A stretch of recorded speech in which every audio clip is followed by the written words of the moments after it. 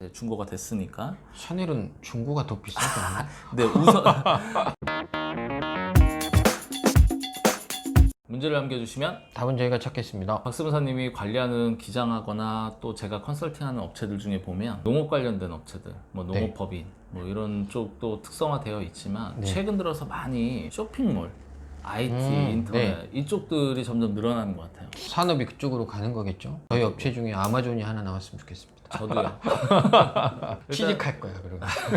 그런 이제 쇼핑몰 업체 중에서 좀 주의해야 될 사례가 이번에 좀 나왔어요. 제가 개괄적으로만 좀 설명을 하면 백이라든지 명품류의 의류 뭐 이런 제품들을 갖다가 홍보를 또 하고 본인들이 이제 광고라든지 이런 내용을 촬영을 해서 사용하다 보니까 당연히 그런 물품을 구매를 해야겠죠. 그렇죠. 찍으려면은. 문제는 광고가 끝난 뒤에 이 제품이 대표자 혹은 임직원 중에서 일부 직원들이 사용을 한다는 거죠.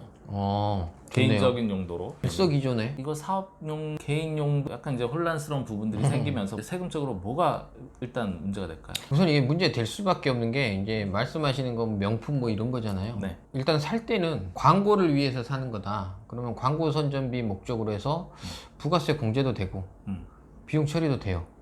그렇죠. 매입이 되죠. 네, 사업을 위해서 쓰는 거니까 그렇죠. 당연한 거고. 근데 이걸 사업을 위해서 쓰고 개인이 가져갔다. 개인이 쓰는 거잖아요. 그런 경우에는 사실은 부가세에서는 어떤 규정이 있냐면 개인적으로 공급한 걸로 봐서 부가세를 내게 돼 있어요. 사업체가 그 쓰는 개인에게 이걸 판 거예요. 그러면 매출 부가세 매출도 잡아야 되고 이 부분에 대해서 개인이면 소득세, 법인이면 법인세에 대한 또 수익이 잡혀요. 그렇죠. 그리고 이제 가져간 분은 이게 대표자였다. 그러면 이제 상해 처분 되는 거고.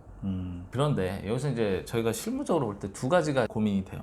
가령 샤넬백 1000만 원짜리다. 광고 끝난 뒤 이제 대표자에게 썼는데 이걸 이제 몰래 하면 문제가 되는 거는 당연한 거고요. 그렇죠. 단지 그거를 정상적으로 처리하고 싶다.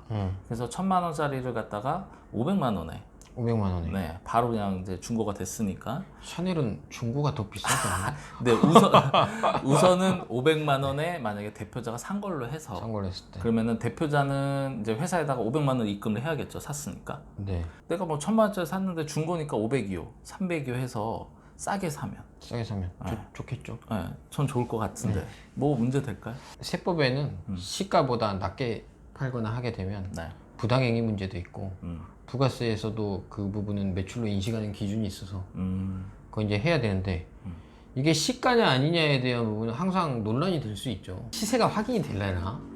뭐 일단 중고 시세를 뭐 어딘가에 가면은 확인할 수 있겠지만 그렇죠. 현격한 차이가 나면 지금 문제가 된다는데 가령 예를 들어서 1000만 원짜리를 중고 시세는 900이다. 네. 그러면 이제 900에 사고 팔면 문제는 없는데 없죠. 예를 들어서 아까 말씀드린 대로 500만 원에 샀다. 네. 그럼 이제 400만 원의 차이가 생기잖아요. 그럼 그 400만 원에 대해서는 만약 문제가 됐을 때 얘기입니다. 문제가 되면 이 400만 원은 어떻게 처리가? 대표자가 가져간 걸로 봐서 상해 처분하죠. 대표자의 소득으로 잡고 대표는 거기에 따른 소득세를 내고. 내고. 그다음에 이제 두 번째 문제는 이 사례도 조금 저희가 봤을 때 갸우뚱했던 부분이 뭐냐면 광고를 찍어놓고 가방을 이제 회사의 진열장에 쫙 열거해놓고 멋지네.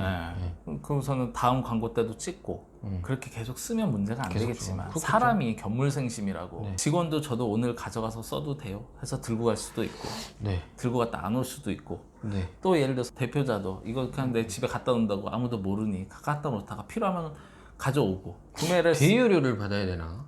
그러니까 뭐 그것도 뭐 합리적일 수 있겠지만 근데 결국에는 광고 선전비로 비용을 다 처리했기 때문에 뭐 좀 회계적인 문제지만 자산 계정에 잡히는 게 없어요. 잡히지 않죠. 광고 선전비는. 그러니까 뭐 비품이나 뭐 이런 걸로 잡았으면 잡힐 수 있겠지만. 그렇죠. 잡혀 있다 그러면 이게 있고 없고에 대한 문제가 될 텐데 없다 보니까 사실 저는 걸리기가 쉽지 않을 것 같은데. 그건 노코멘트 하시죠. 이건 뭐 어떻게 될지 저희도 뭐 예상할 수 있는 상황이 아니잖아요. 뭐 영상에서 답을 다 드릴 수는 없어서 말씀을 좀 드리면 이런 쇼핑몰 업체들이 수익성이 좋습니다. 굉장히 높죠. 업종마다 틀린 것 같아요. 쇼핑몰이라도 정말 유혈 경쟁하는 쪽은 광고비 내고 뭐 내면 거의 마이너스더라고요. 뭐 마진은 좀 차이가 있겠으나 고가의 제품을 자주 사서 광고 선전비로 많이 비용 처리를 한다라고 하면 상당한 수익이 나는 업체들일 거고. 그리고 문제가 될 확률이 높습니다. 그렇죠. 왜냐하면 세무서에서도 산 거에 대한 기록이 있잖아요. 그렇죠. 명품 이런 거는 일단 주의 대상이에요. 백을 쓰시고 안 쓰시고의 문제가 아니고 이런 쇼핑몰 같은 경우에는 물품에 대한 내용 말고도 인건비에 대한 부분들 복잡한 게 좀 그렇죠. 일반 기업과는 좀 차이가 있기 때문에 네. 그거에 대해서는 전문가 꼭 항상 상의를 하시고요. 전문 세무사님이 여기 계시니까 문제를 남겨주시면 답은 저희가 찾겠습니다. 네.